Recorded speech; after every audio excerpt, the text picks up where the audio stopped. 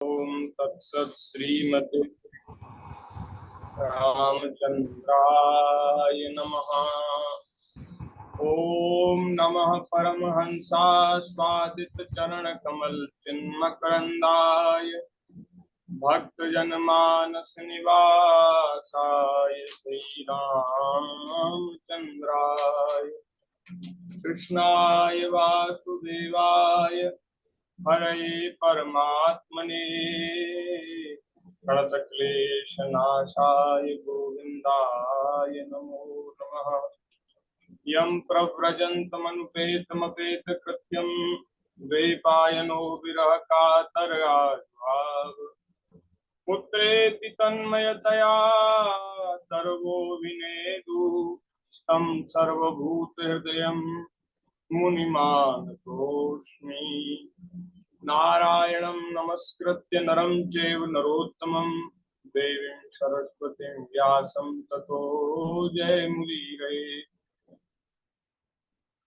सीतानाथ समारंभां श्रीरामानंदार्य मध्यमाम् अस्मदाचार्यपर्यन्तां वन्दे गुरुपरम्परां।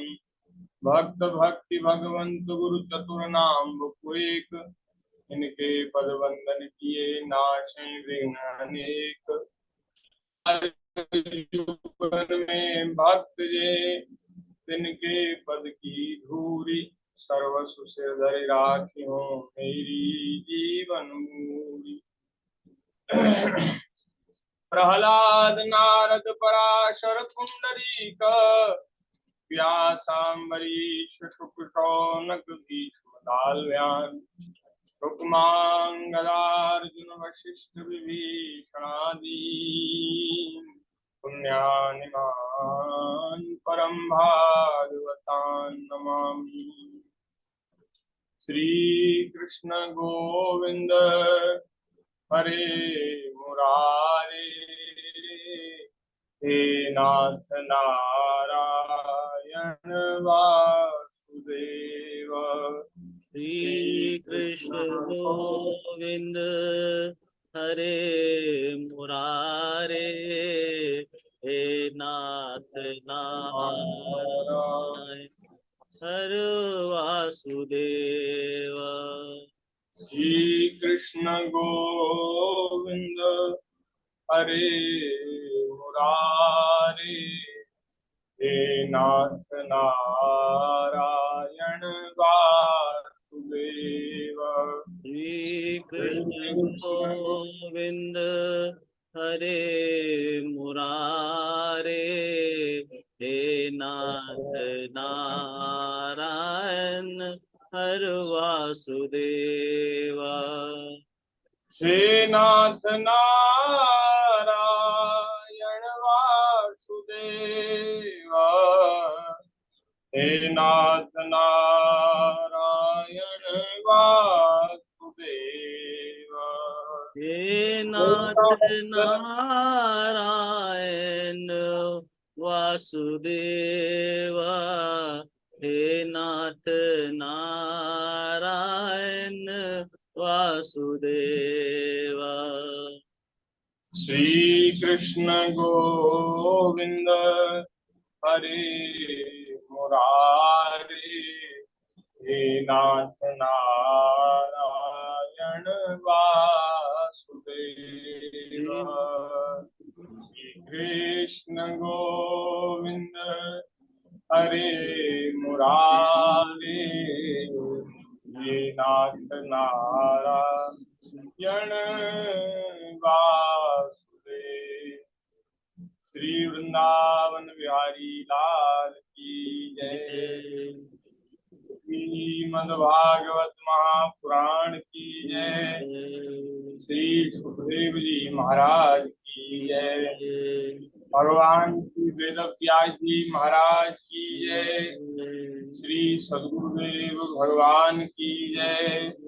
श्री वृंदावन धाम की जय। श्री यमुना महारानी की जय। श्री गिरिराज महाराज की जय। सब संतन की जय। सब हरि भक्तन की जय। जय जय श्री राधे श्याम। जय जय श्री सीताराम। हर हर महादेव। की जय। नारायण नारायण नारायण। हरि शरणम। भक्तवांछा कल्पतरु भक्त वत्सल शरणागत वत्सल दीन बंधु दया सिंधु असंख्य कल्याण गुणनिलय कारण करुणावरुणालय सच्चिदानंद घन मूर्ति कृपा करुणा के समुद्र आनंद घन भगवान श्री वृंदावन बिहारिणी बिहारी जो की महती कृपा करुणा से हम सभी को मनुष्य जीवन का परमोत्कृष्ट फल सत्संग श्रीमद् भागवत जी की मंगलमयी कथा के रूप में प्राप्त हो रहा है। हम सब भाग्यशाली हैं, भगवान की बड़ी कृपा है। ब्रजमंडल की पवित्र भूमि में यमुना जी के अत्यंत सन्निकट बैठ करके भागवत जी का आश्रय लेकर के यहाँ से हम कुछ निवेदन करने का प्रयास कर रहे हैं और आप सब लोग अपने अपने घरों में बैठ करके विज्ञान का सदुपयोग करते हुए श्रीमद् भागवत जी की मंगलमयी चर्चा नित्य प्रतिदिन श्रवण कर रहे हैं। ये श्री ठाकुर जी की बड़ी कृपा है। कल तृतीय स्कंध के अंतिम अध्याय में जो कपिलोपाख्यान की फलश्रुति का वर्णन किया गया है उसका हमने निवेदन किया। कपिलोपाख्यान कल पूर्ण हो गया।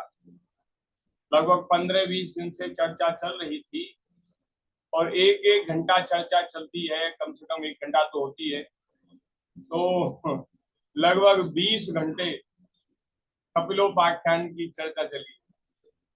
और उसमें जो सप्ताह कथा होती है उसमें 3 घंटे कथा होती है एक दिन में, और 7 दिन की कथा तो 7 किया 21 घंटे में पूरी कथा हो जाती है। और यहाँ 20-25 घंटे में ये कपिलोपाख्यान की चर्चा हुई है। ये 6-7 अध्याय हैं। अध्याय 22-23 से शुरू होकर के अध्याय तक वर्णन किया गया है, तो लगभग 10 अध्याय हैं। इसका मंगल में हमने श्रवण किया और अंत में श्री मैत्रेय जी महाराज विदुर जी से कह रहे हैं, या इदमनुसृणोति यो विधत्ते कपिल मुनेर मतमात्म योग गुह्यम भगवती कृतधी सुपर्ण केता उपलब्धे भगवत पदारविंदम।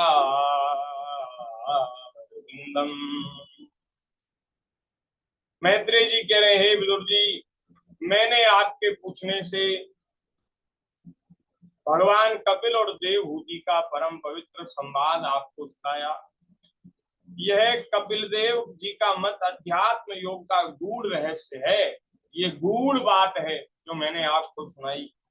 आपने मुझसे श्रद्धा से पूछा था, इसलिए मैंने आपको सुनाया।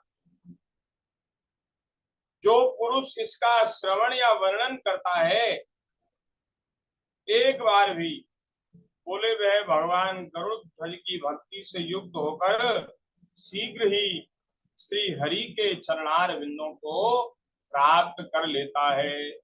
बोलिए श्री कपिल देव भगवान की जय।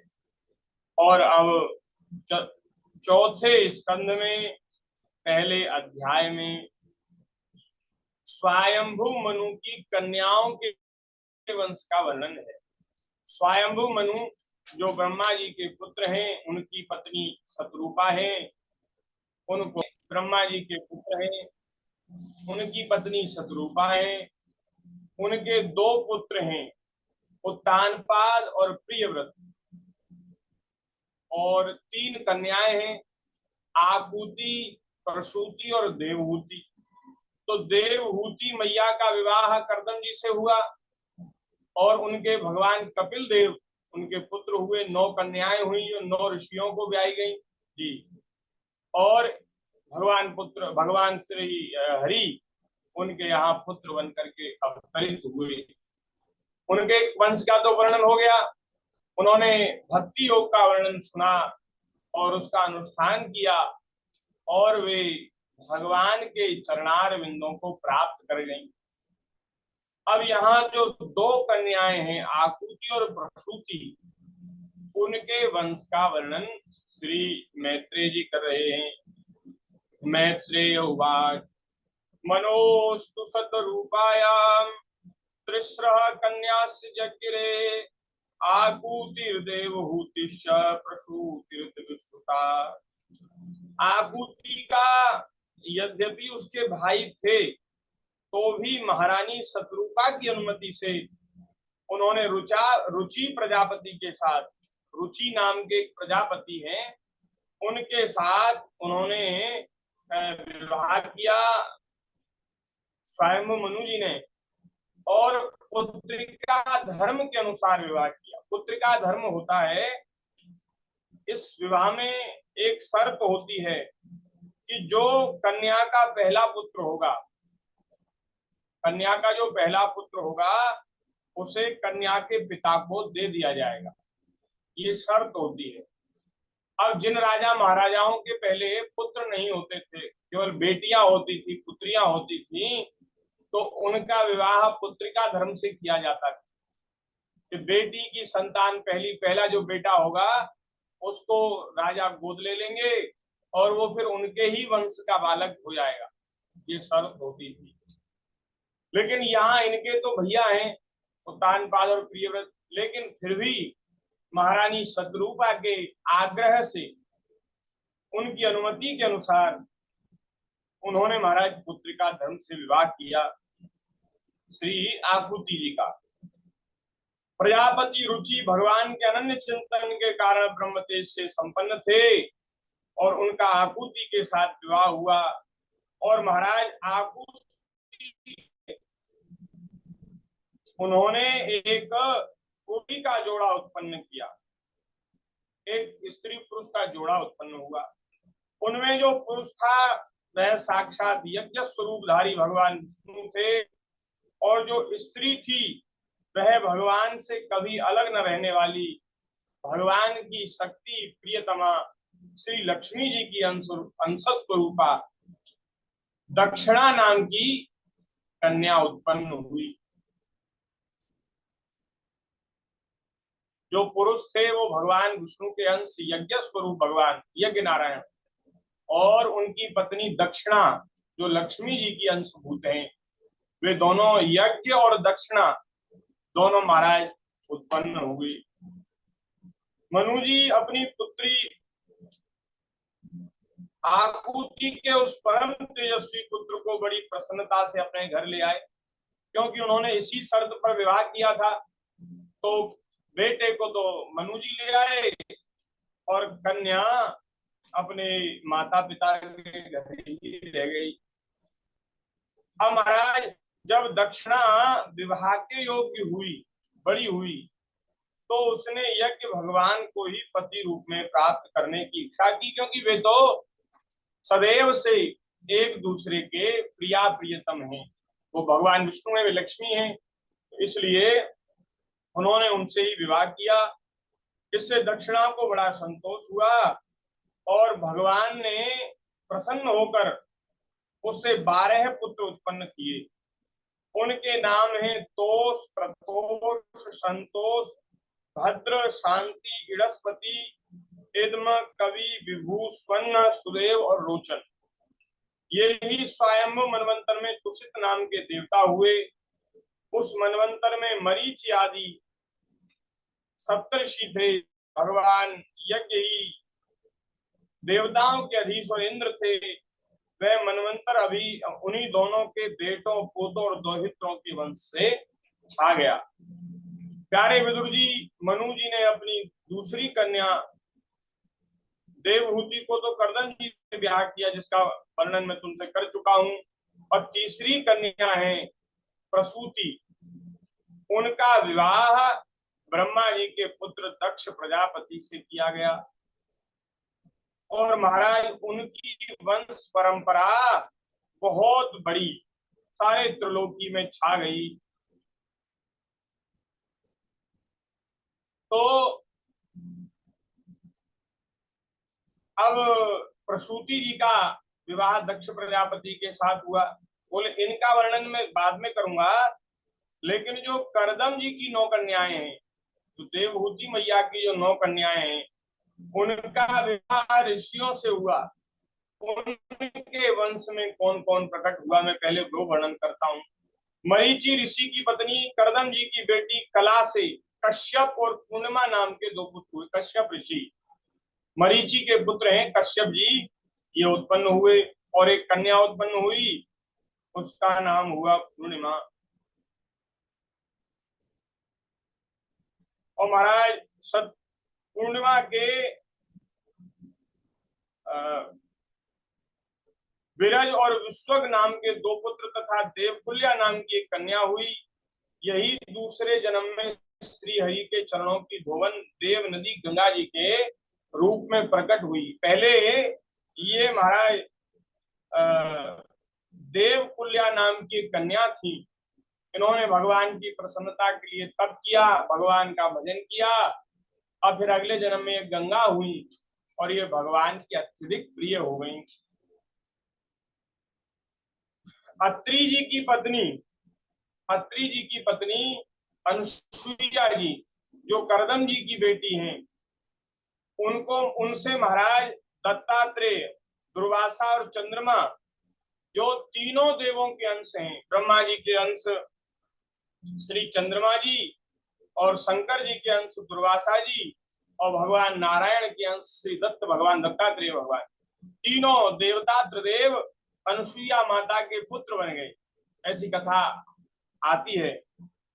ये क्रमशः इन्होंने महाराज अत्रि के घर अनुसुईया के गर्भ से जन्म लिया। विदुर जी ने पूछा कि हे गुरुजी, कृपया यह बतलाइए कि जगत की उत्पत्ति, स्थिति और अंत करने वाले तीनों देव अत्रि मुनि के यहाँ क्या करने की इच्छा से प्रकट हुए। तो मैत्रेय जी ने कहा, जब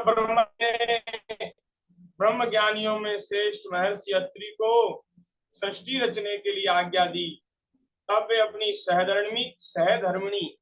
धर्म पत्नी के सहित तप करने के लिए एक पर्वत पर गए। वहां पलाश और अशोक वृक्षों का एक विशाल वन था। उसके सभी वृक्ष फूलों के गुच्छों से लदे थे तथा उसमें सब और निर्विंध्या नदी के जल की कल कल ध्वनि गूंजती रहती थी।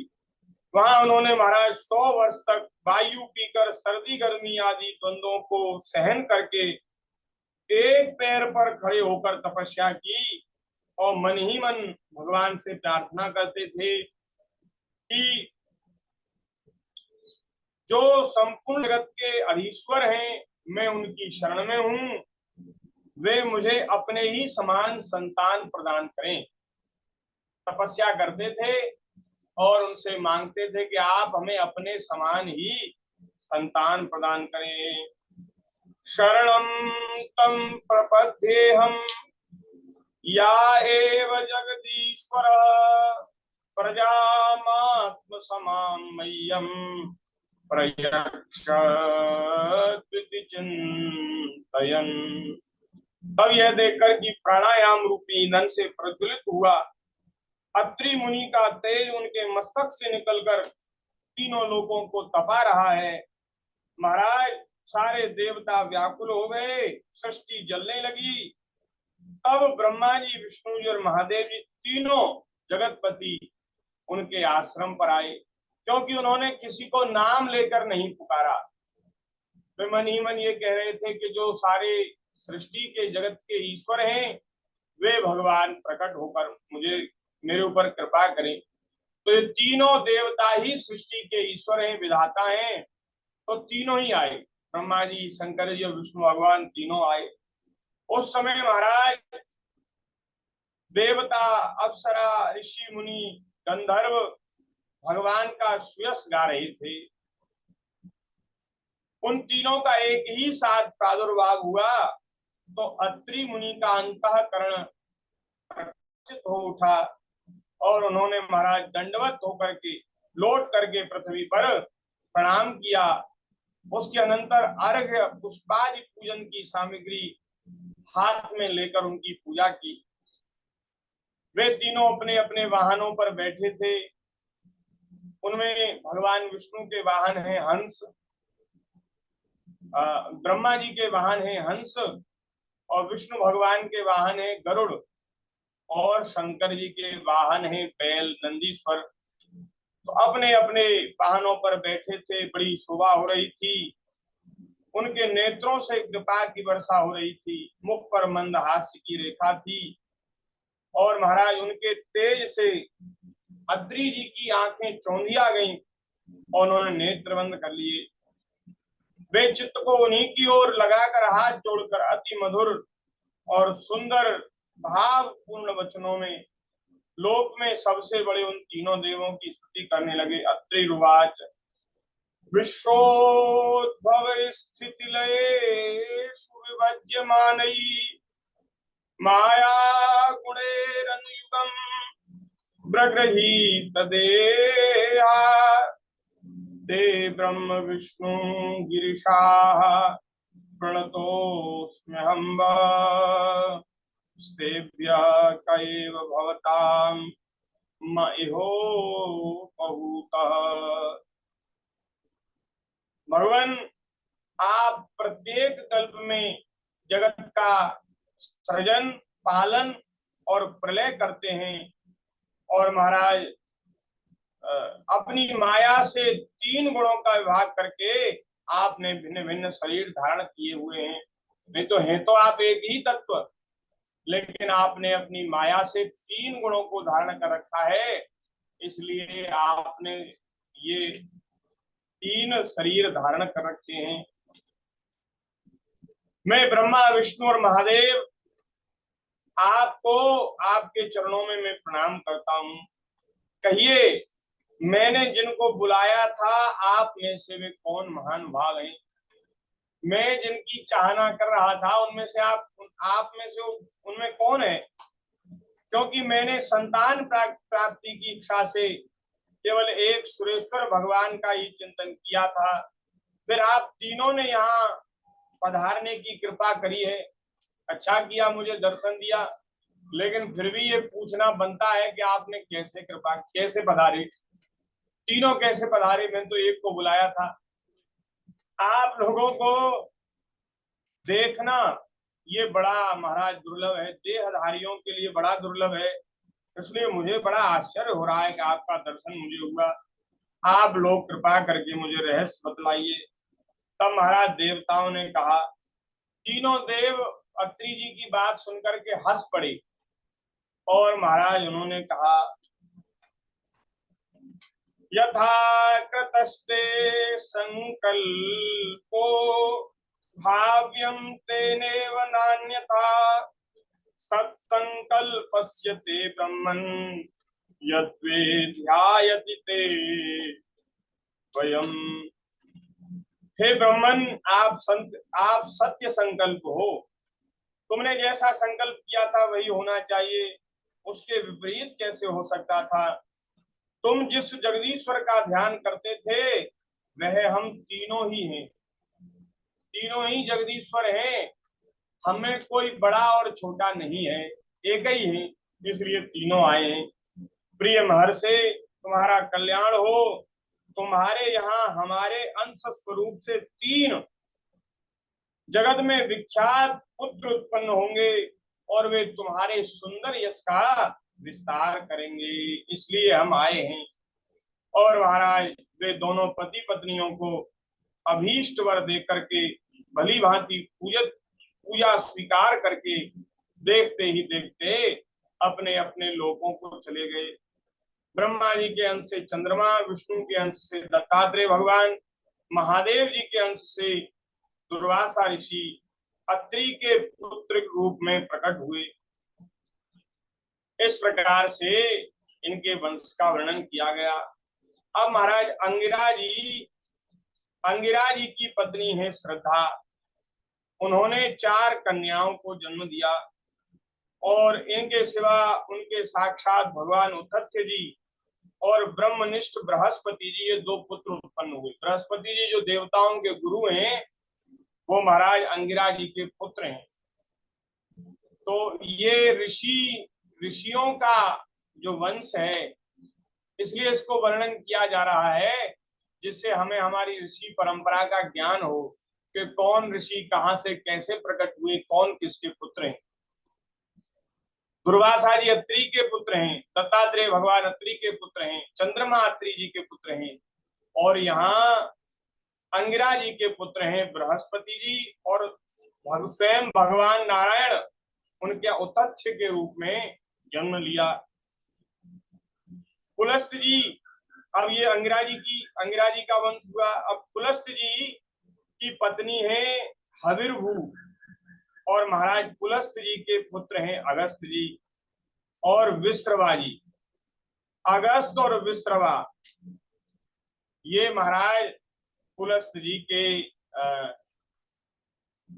पुत्र हैं। उनमें अगस्त जी दूसरे जन्म में जठराग्नि हो गए। पहले तो पुलस्त जी के पुत्र थे और दूसरे जन्म में जठराग्नि हो गए। जो उदर में जो अग्नि जलती है, जिसको उदराग्नि जठराग्नि कहते हैं, वो अगस्त जी हैं। वे ही भीतर बैठ करके अन्न को पचाते हैं। और ये जो विश्रवा जी है ना, इनके महाराज 2 पत्नियां हैं। एक तो इडविडा है, जिनके गर्भ से कुबेर का जन्म हुआ, जो हमारे देवताओं के वो हैं वित्त मंत्री कहते हैं ना उनको, धनाध्यक्ष कुबेर जी। और महाराज दूसरी पत्नी है केसनी जो है वो असुर कुल की हैं, इसलिए इनसे रावण, कुंभकर्ण और विभीषण, ये 3 महान वीर दैत्य उत्पन्न हुए हैं। तो ब्राह्मण ऋषियों के कुल में इनका जन्म है, लेकिन इनको राक्षस इसलिए कहा गया क्योंकि इनकी जो माता है वो असुर कुल की है, केसनी। और केसनी पत्नी है विश्रवा जी की, और विश्रवा जी पुत्र हैं पुलस्त जी के, इसलिए पुलस्त के नाती लगते हैं रावण और कुंभकर्ण और विभीषण, पुलस्त जी के नाती हैं। किया गया। महर्षि पुलह की स्त्री हैं परम साध्वी गति जी। गति के पुत्र हैं कर्मश्रेष्ठ, वरियान और सहिष्णु। इसी प्रकार क्रतु की पत्नी क्रिया ने ब्रह्म तेज से दैदीप्यमान बाल खिल्यादि 60,000 ऋषियों को जन्म दिया। ये जो बाल खिल्य ऋषि हैं, जो 60,000 पुत्र जन्म दिया जिन्होंने, महाराज वे बड़े प्रसिद्ध ऋषि हैं बाल खिल्य। हे विदुर जी, वशिष्ठ जी की पत्नी है अरुंधति जी, और उनके पुत्र हैं चित्रकेतु। और चित्रकेतु आदि 7 शुद्ध चित्त ब्रह्मर्षियों का जन्म हुआ। वशिष्ठ जी के 7 पुत्र हैं, उनके नाम है चित्रकेतु, सुरोच, बिरजा, मित्र, उलवण, वसुप्रध्यान और धुमान। और दूसरी पत्नी है शक्ति, उनके भी कई पुत्र हुए। अथर्वा मुनि की पत्नी चित्ती ने दधीचि नाम के एक तपोनिष्ठ पुत्र को जन्म दिया। अथर्वा मुनि की पत्नी चित्ती ने दधीचि नाम के, जिन्होंने देवताओं के कार्य के लिए अपनी अस्थियां दान कर दी थी, वे दधीचि जी जिन्होंने अस्थियां दान कर दी थी इंद्र को, और इंद्र ने उन अस्थियों से, हड्डियों से वज्र बनाया और उस वृत्रासुर का वध किया गया। ये वही दधीचि जी है।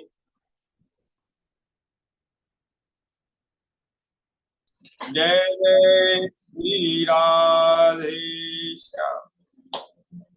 अब महाराज भृगु जी के वंश का वर्णन सुनो। भृगु जी की भार्या हैं ख्याति जी, उनके 2 पुत्र हुए और महाराज एक कन्या हुई। धाता और विधाता नाम के पुत्र थे, श्री नाम की एक कन्या थी। मेरु ऋषि ने अपनी आयति और नियति नाम की कन्याएं धाता और विधाता को ब्याही, उनसे उनके मृकंड और प्राण नाम के पुत्र उत्पन्न हुए।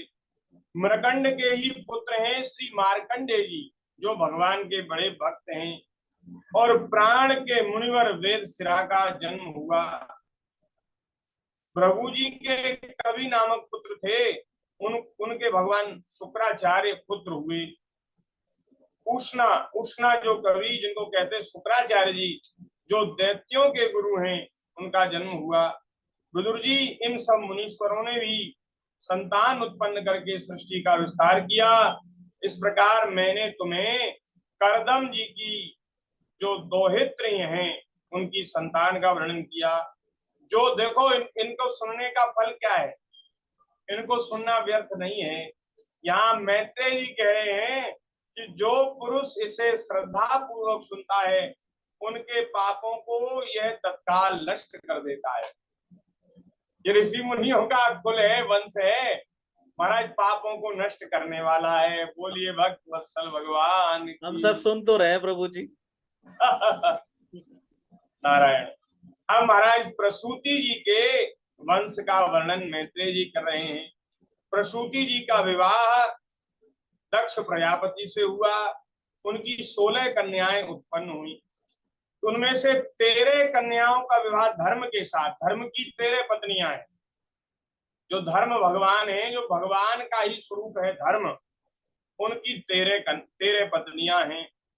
और एक बेटी दी अग्नि को, और एक समस्त पितृगण को, और एक संसार का संहार करने वाले, जन्म मृत्यु से छुड़ाने वाले भगवान शंकर को ब्याही गई। तो 13 तो धर्म को, और एक अग्नि को, एक पितरों को, और एक शंकर जी को। 13 और 3 16 कन्याएं उनकी उत्पन्न हुई।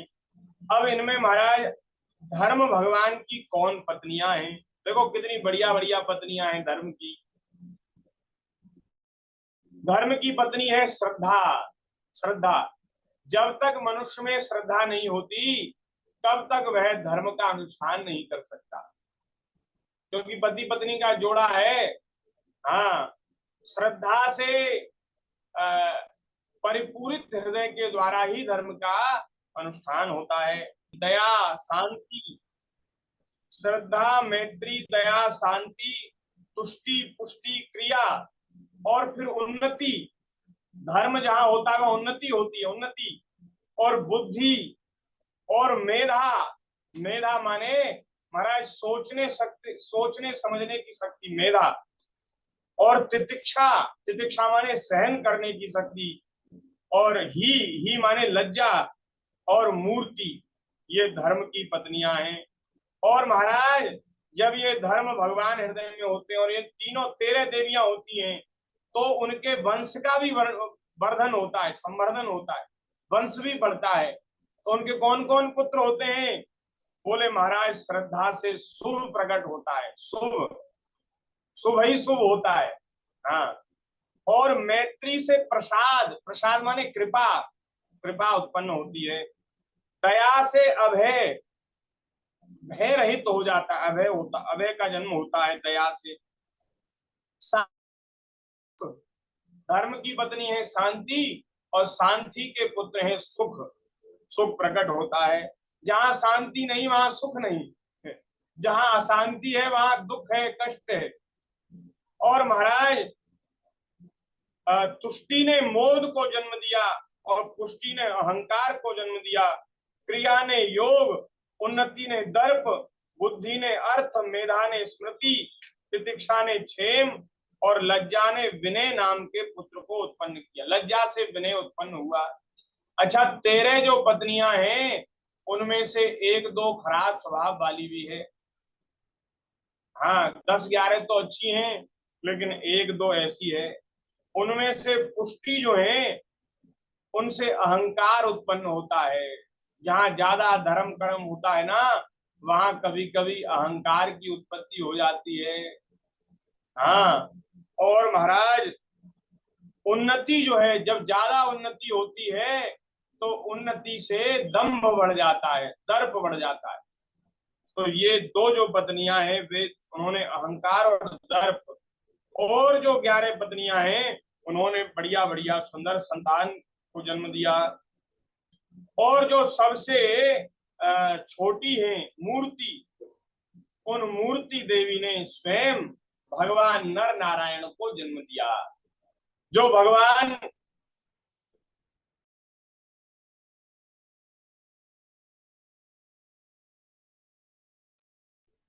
श्री सीताराम, दो स्वरूपों में भगवान श्री नारायण प्रकट हुए, नर और नारायण के रूप में।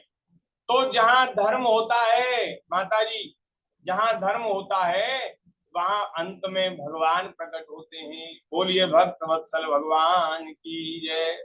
धर्म का फल ही है मोक्ष, भगवत प्राप्ति। जहां धर्म होगा वहां भगवान होंगे, और जहां अधर्म होता, अधर्म के वंश का भी वर्णन होगा आगे।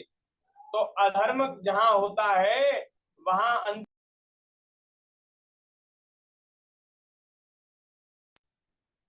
श्री सीताराम, जहां अधर्म होता है वहां अंत में होता है मृत्यु और नरक। इसलिए हम लोगों को धर्म का आश्रय लेना चाहिए। इनका जन्म हुआ नर नारायण भगवान का, तो संपूर्ण विश्व आनंदित हो गया, प्रसन्न हो गया। उस समय लोगों के मन, दिशाएं, वायु, नदी, पर्वत सभी में प्रसन्नता छा गई। आकाश में बाजे बजने लगे, देवता फूलों की वर्षा करने लगे, मुनि प्रसन्न होकर स्तुति करने लगे, गंधर्व और किन्नर गाने लगे, अप्सराएं नाचने लगी। उस प्रकार बड़ा आनंद हुआ, और उस समय देवताओं ने भगवान की स्तुति करी है। बोलिए भक्त वत्सल भगवान की जय।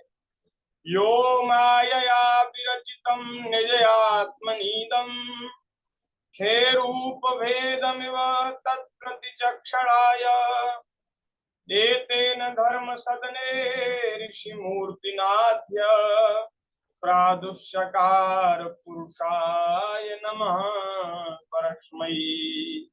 इस प्रकार देवताओं ने भगवान की स्तुति करी है, और महाराज देवताओं की स्तुति और पूजा भगवान ने स्वीकार करी। नर नारायण भगवान गंधमादन पर्वत पर चले गए, और वहां भगवान तपस्या करने लगे। और फिर आगे चलकर द्वापर के अंत में ये नर नारायण भगवान ही पृथ्वी का भार उतारने के लिए श्री कृष्ण और उनके सखा अर्जुन के रूप में अवतीर्ण हुए। अर्जुन जो है वो उनके अवतार हैं, और भगवान श्री कृष्ण तो नारायण है ही। तो ये दोनों प्रकट हुए। अग्नि की जो पत्नी है, ध्यान से सुनिए, अग्नि की पत्नी है स्वाहा। जब हम अग्नि में हवन करते, होम करते हैं, तो आहुति डालते समय कहते हैं स्वाहा। तो ये अग्नि की पत्नी है। और महाराज जब तक स्वाहा नहीं बोला जाता तब तक अग्निदेव आहुति ग्रहण नहीं करते। और महाराज उनके 3 पुत्र हुए, पावक, पवमान और सुचि। ये भी अग्नि के समान तेजस्वी हैं। ये तीनों ही हवन में डाले गए पदार्थों को भक्षण करने वाले हैं। इन्हीं तीनों से 45 प्रकार के अग्नि उत्पन्न हुए। ये अपने 3 पिता और 1 पितामह को साथ लेकर 49 अग्नि कहलाए। अग्नि के 3 पुत्र, और इन तीनों के 45 पुत्र उत्पन्न हुए। तो 45 और 3 48 और 1 49। तो ये सब मिलकर के 49 हो गए। 49 प्रकार के अग्नि होते हैं। जब हनुमान जी ने लंका में आग लगाई तो ये 49 प्रकार के अग्नि महाराज प्रज्वलित हो गए लंका में। 49 प्रकार के अग्नि जल उठे, और उन्होंने लंका का विध्वंस कर दिया। ये 49 प्रकार के अग्नि कहलाए। और 49 प्रकार के ही वायु होते हैं। वेदज्ञ ब्राह्मण वैदिक यज्ञ कर्म में 49 अग्नियों के नाम से इष्टियां करते हैं, वे यही हैं। और अब महाराज एक पत्नी दी पितरों को। ये पितर हैं 4, अग्निश्वात, बरहिसत, सोमप और आज्यप। इनको एक बेटी ब्याही गई। दक्ष प्रजापति ने एक बेटी का विवाह किया। इन सब पितरों की पत्नी है दक्ष कुमारी स्वधा। तो जब पितरों के लिए हम हवन करते हैं अग्नि में, तो हम स्वाहा की जगह स्वधा बोलते हैं। पितरों का नाम लेकर के स्वधा बोलते हैं। ओम पितृगण देवताभ्यो स्वधा, स्वाहा की जगह स्वधा बोलते हैं। तो इन महाराज पितरों से स्वधा के धारिणी और वयुना नाम की दो कन्याएं हुई। वे दोनों ही ज्ञान विज्ञान से पारंगत और ब्रह्म ज्ञान का उपदेश करने वाली हुई। और अंत में जो सबसे छोटी कन्या है दक्ष प्रजापति की, उनका नाम है सती, जो शंकर जी से जिनका विवाह हुआ। महाराज ये सती जी सब प्रकार से अपने पतिदेव की सेवा में संलग्न रहने वाली थी, लेकिन इनको अपने गुण और शील के अनुरूप कोई पुत्र नहीं हुआ, क्योंकि इनका अल्प अल्प आयु में ही इनकी मृत्यु हो गई। इन्होंने अपने पिता दक्ष के यज्ञ में क्रोधवश योग के द्वारा अपने शरीर का त्याग कर दिया। अब हमारे भोले बाबा तो ऐसे हैं कि विवाह तो हो गया लेकिन समाधि में ही लगे हैं, तो कोई संतान नहीं हुई। अब पीछे से महाराज वहां नाटक हो गया और वहां दक्ष प्रजापति ने यज्ञ किया और उसमें उनको बुलाया नहीं, शंकर जी को नहीं बुलाया। शंकर जी से तो उनका कुछ मनमुटाव चल रहा था, लेकिन अपनी बेटी को भी नहीं बुलाया। हमारा इनको पता चला कि मेरे पिता के यहाँ मेरी सब बहनें आई हैं और बड़ा भारी यज्ञ हो रहा है, सब देवता आए हैं और बड़े बड़े विमान सज सज करके जा रहे हैं। इनके मन में भी बड़ी इच्छा हुई, शंकर जी से आज्ञा ली, लेकिन भोले बाबा बोले कि देखो देवी, देखो बिना बुलाए कहीं जाना नहीं चाहिए, क्योंकि बिना बुलाए जाने से महाराज इज्जत कम हो जाती है, इज्जत घट जाती है, इसलिए बिना बुलाए मत जाओ। तो सती मैया भी बड़ी विदुषी, वे बोली प्रभु पिता के घर, गुरु के घर, मित्र के घर तो बिना बुलाए भी चले जाना चाहिए। पिता के घर जरूरी नहीं है निमंत्रण आवे तब जाना है, बिना निमंत्रण के भी चले जाना है।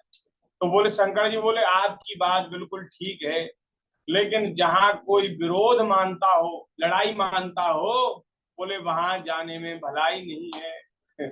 क्योंकि जहां पहले से ही कोई मन में द्वेष भाव लेकर बैठा है, वहां आप चले जाओगे तो उसका तुम्हारा शरीर जल भुन जाएगा और फिर वो कुछ कह देगा, आप कुछ कह देंगे, लड़ाई हो जाएगी। इसलिए वहां जाने में भलाई नहीं है। भोले बाबा ने समझाया, सती जी नहीं मानी और महाराज रूठ करके, हाँ माताओं से मायके जाने के लिए मना कर दो तो फिर ये रूठ जाती हैं और रूठ करके चली गई। बोले आप मना भले ही करते हो लेकिन हम मानेंगी नहीं, चली जाएंगी। तो भोले बाबा बोले जो आपकी इच्छा। अब जब पत्नी रूठ जाए तो फिर भैया फिर तो सरेंडर कर देना चाहिए। बोले अब जैसी आपकी इच्छा हो वैसा कर लो। तो महाराज उनके लिए वाहन की व्यवस्था की गई और अपने गणों को भेजा। हाँ उनके लिए गाड़ी वाड़ी ड्राइवर करके सब तैयार करके उनको भेज देना चाहिए, क्योंकि यहाँ रहेंगी तो वो महाराज फिर बड़ा कलेश पैदा करेंगी। इसलिए गाड़ी तैयार करके और भेज दो उनको, जाओ महाराज पहुंचो, पधारो, रूठो मत देवी, प्रसन्न हो जाओ और जाओ अपने मायके जाओ। तो शंकर जी बड़े महाराज विद्वान हैं, ज्ञानी हैं, चतुर हैं। उन्होंने महाराज वाहन की व्यवस्था की, गणों को साथ दे दिया, चली गई। और वहां जाकर के यज्ञ में देखा कि महाराज शंकर जी का कहीं भाग ही नहीं है। तो अपने पिता के यज्ञ में अपने पति का इस प्रकार तिरस्कार देखकर उनको बड़ा दुख हुआ। उन्होंने कहा भी कि पिताजी आपने शंकर हमारे पतिदेव को क्यों यज्ञ में स्थान नहीं दिया? अरे वे ईश्वर हैं, जगदीश हैं, प्रभु हैं, उनके बिना आपका यज्ञ कैसे संपन्न होगा? लेकिन महाराज ये बड़े अभिमानी, इन्होंने एक नहीं सुनी और महाराज शंकर जी की निंदा करने लगे भोले बाबा की, क्योंकि ये भोले बाबा से द्वेष करते हैं। ससुर और दामाद में महाराज लड़ाई कैसे हो गई है? ये तो समधी और ससुर और दामाद है, जामाता है, इनमें तो प्रेम होना चाहिए, लड़ाई कैसे हो गई? तो महाराज मैत्रेय जी कथा सुना रहे हैं विदुर जी को। विदुर जी ने भी यही प्रश्न किया कि महाराज इनमें लड़ाई कैसे हो गई, कैसे मनोमालिन्य हो गया। जो शीलवानों में सबसे श्रेष्ठ हैं ऐसे भोले बाबा, उनसे दक्ष प्रजापति ने द्वेष क्यों किया? क्योंकि महादेव जी चराचर के गुरु हैं, किसी से उनका वैर नहीं है, शांत मूर्ति आत्मा राम है, सारे जगत के आराध्य हैं, उनसे भला कोई क्यों वैर करेगा? ससुर और दामाद में लड़ाई कैसे हो गई? और महाराज ये लड़ाई बढ़ते बढ़ते सती के प्राणों की बलि इस लड़ाई ने ले ली। इसलिए महाराज मुझे सुनने की बड़ी इच्छा है। ये महाराज लड़ाई झगड़े की बातें ज्यादा अच्छी लगती हैं लोगों को, इसलिए महाराज लड़ाई झगड़े की बात तो जरूर सुनाओ, कैसे लड़ाई हो गई। तो मैत्रेय जी ने कहा, विदुर जी एक बार ब्रह्मा जी ने प्रजापतियों में प्रजापतियों का नायक दक्ष को बनाया जाएगा, इसलिए एक आयोजन किया गया। दक्ष प्रजापति को प्रजापतियों का नायक बनाने के लिए एक बढ़िया महाराज उत्सव हुआ, आयोजन हुआ। उसमें सभी देवता पहुंचे थे और शंकर जी भी वहां आए थे। तो ब्रह्मा जी के पास ब्रह्मा जी का एक सुंदर बड़ा आसन लगा था, क्योंकि ब्रह्मा जी तो सबके बाप हैं, किसी के बाप लगते हैं, किसी के दादा लगते हैं, किसी के परदादा लगते हैं, और वैसे भी वेद गर्भ है, भगवान है। ब्रह्मा जी का बड़ा आसन और ब्रह्मा जी के बगल में ही शंकर जी का सिंहासन लगा था, और फिर सब देवताओं के बैठने के लिए चारों तरफ बड़े सुंदर बहुमूल्य सिंहासन बिछ गई थी। तो जब महाराज दक्ष प्रजापति आए उस सभा में, तो वहां सब देवता अपने अपने सिंहासनों से उठकर खड़े हो गए। हमारे महाराज जी गुरुदेव भगवान तो इस प्रसंग में कहते हैं कि सभी देवता इकट्ठे हो गए, अंत में आए दक्ष प्रजापति, क्योंकि जिसका सम्मान होता है विशेष रूप से, और जिसको कोई पद दिया जाता है, वो सबसे बाद में आते हैं, पहले नहीं आते। सब भीड़ भाड़ इकट्ठी हो जाए, माहौल बन जाए, सब तैयार हो जाए, और तब महाराज वो उपस्थित होते हैं। तो दक्ष प्रजापति सबसे बाद में आए। दक्ष प्रजापति को देख करके देवता खड़े हो गए, और उस समय महाराज भोले बाबा तो आंख मूंद करके भगवान का ध्यान कर रहे थे, ठाकुर जी का नाम जप रहे थे, क्योंकि इनका अभ्यास है और संतों का अभ्यास होता है, वे एक क्षण को भी व्यर्थ नहीं जाने देते, एक क्षण को भी। सांस सांस पे नाम रट, वृथा श्वास मत खोए, ना जाने या श्वास को फिर आनो होए न होए। तो सांस सांस पर भगवान का नाम रटते हैं। तुम पुनि राम नाम दिन राती, सादर जपहु अनंग आराती। तुम पुनि राम राम दिन राती, सादर जपहु अनंग आराती। भोले बाबा का ऐसा अभ्यास है कि रात दिन भगवान के नाम का जप करते हैं। तो सभा में किससे बोले क्या बोले, अपने चुपचाप बैठ करके राम राम कर रहे हैं, आंखें बंद कर रखी हैं। अब जब इतना हल्ला गुल्ला हुआ, दक्ष प्रजापति आए, लेकिन भोले बाबा को तो महाराज बाहरी संसार का बिल्कुल भान नहीं था, तो वे जान ही नहीं पाए कि दक्ष प्रजापति है। वैसे दक्ष प्रजापति इनके ससुर हैं, और ससुर पिता के समान ही पूजनीय होता है, मतलब श्रद्धा करनी चाहिए ससुर में भी भाई। वैसे ससुर के लिए दामाद पूजनीय है, हाँ, इसीलिए सास ससुर के पैर नहीं छुए जाते, माने लड़का सास और ससुर के लिए दामाद पूजनीय होता है। तो लेकिन फिर भी वे आदर के तो पात्र हैं ही, क्योंकि भाई जब ससुर हैं। तो शंकर जी अगर होश में होते, उनको बाहरी संसार का भान होता, तो वो खड़े हो जाते, लेकिन उन्हें तो बिल्कुल बोध ही नहीं हुआ। अब महाराज दक्ष प्रजापति ने चारों ओर देखा, कितने लोग खड़े हुए हैं, ये लोग नहीं देखते, अभिमानी लोग, बड़े लोग, कितने लोगों ने मेरा आदर किया, कितने लोगों ने मुझे माला पहनाई, कितने लोगों ने मुझे प्रणाम किया, ये नहीं देखते। वो ये देखते हैं कि किसने मुझे प्रणाम नहीं किया, किसने मेरा आदर नहीं किया। अभिमानी लोगों का एक महाराज स्वभाव होता है, तो उसने चारों तरफ देखा, नजर घुमाई, तो एक भोले बाबा ही अपने आसन पर बैठे हैं। और ब्रह्मा जी तो दक्ष के पिता हैं, ब्रह्मा जी तो खड़े नहीं भये। अब ब्रह्मा जी बैठे हैं और शंकर जी बैठे हैं। अब इनको महाराज शंकर जी के ऊपर बड़ा क्रोध आया, बड़ी गुस्सा आई, और इन्होंने महाराज बहुत अनाप शनाप बकने लग गए। दक्ष ने बड़ा भला बुरा शंकर जी को कहा, और महाराज उसने कहा कि देखो तो सही, ये कैसा शीलहीन है, कैसा ना समझ है, और मुझसे द्वेष करता है। इसलिए मैं आज इसको शिष्टाचार की बात समझाकर रहूंगा। क्योंकि जब कोई उद्दंडता करे तो उसको बड़ों को उसको अनुशासन में करना चाहिए।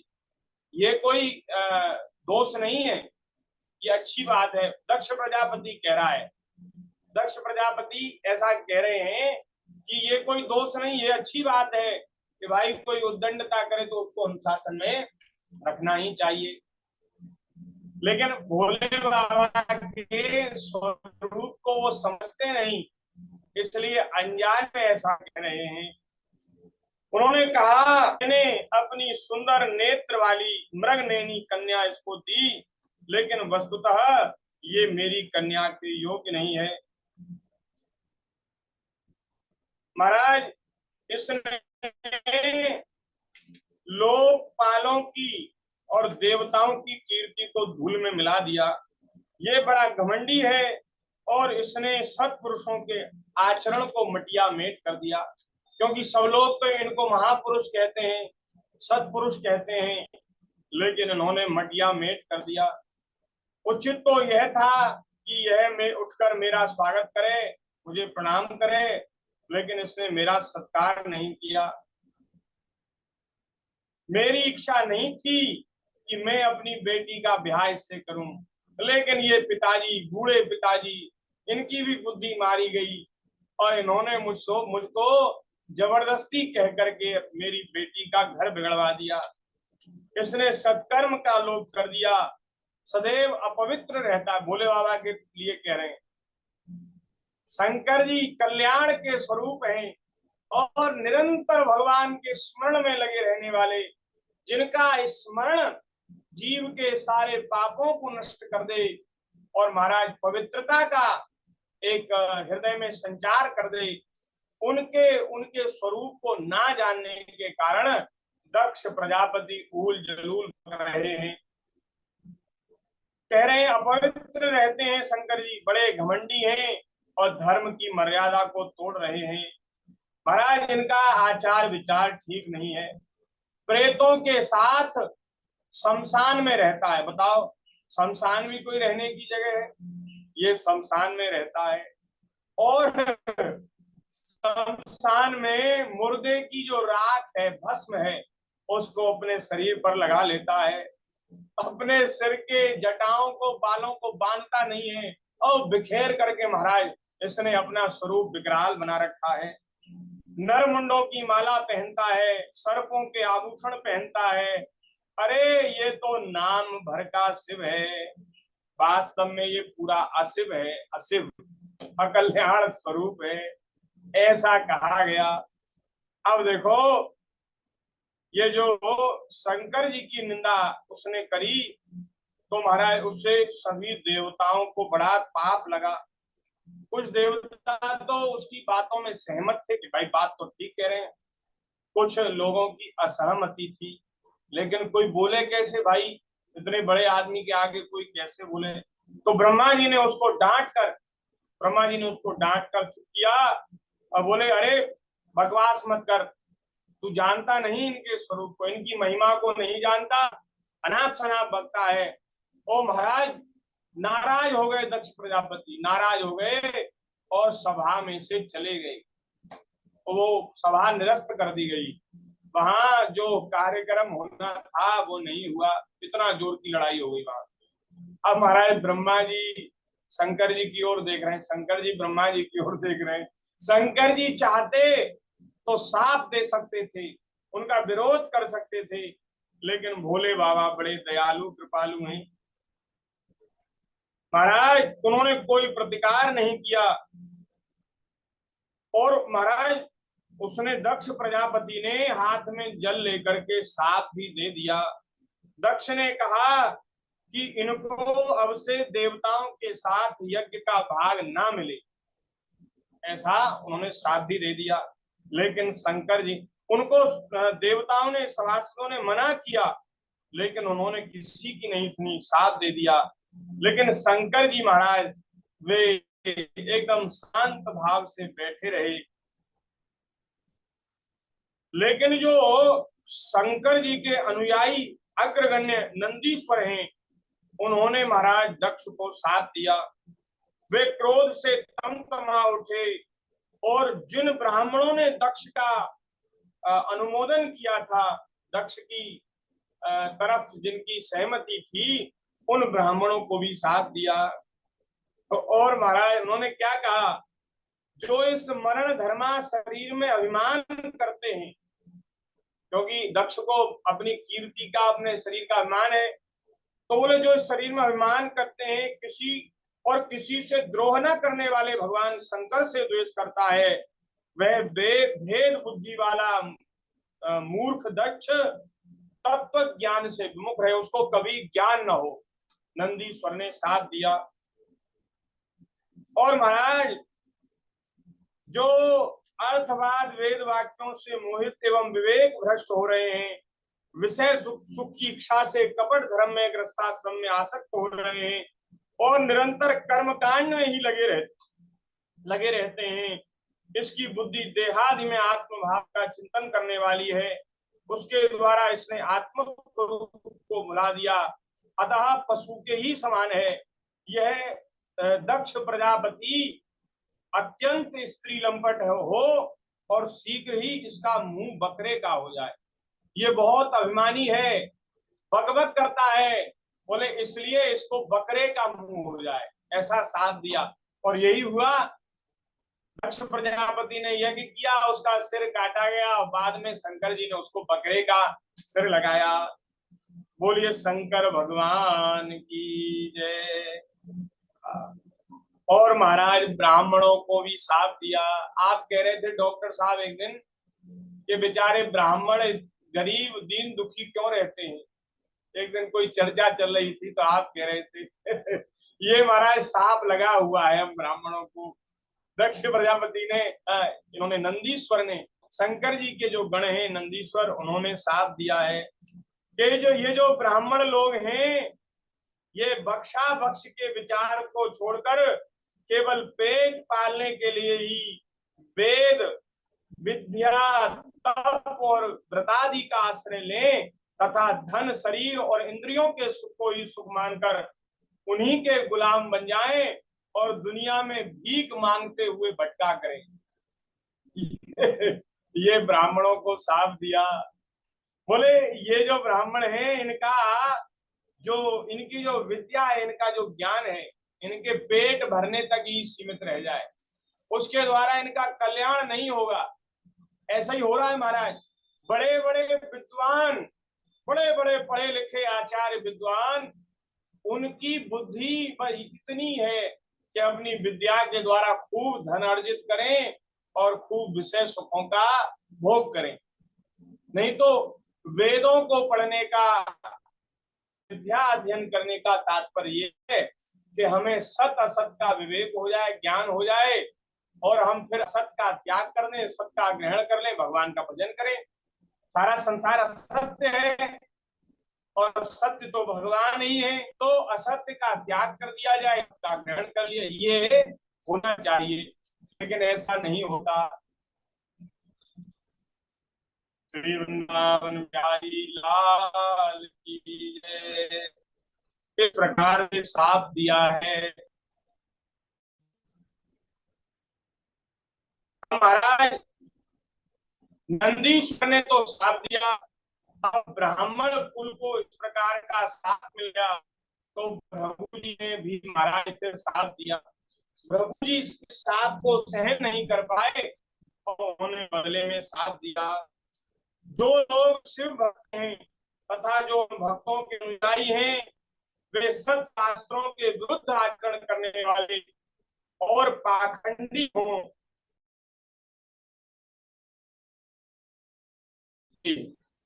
आज के सत्संग सत्र को यही विराम करते हैं और आगे जो चर्चा है उसका स्मरण हम कल करेंगे। भक्त वत्सल भगवान की जय। जय।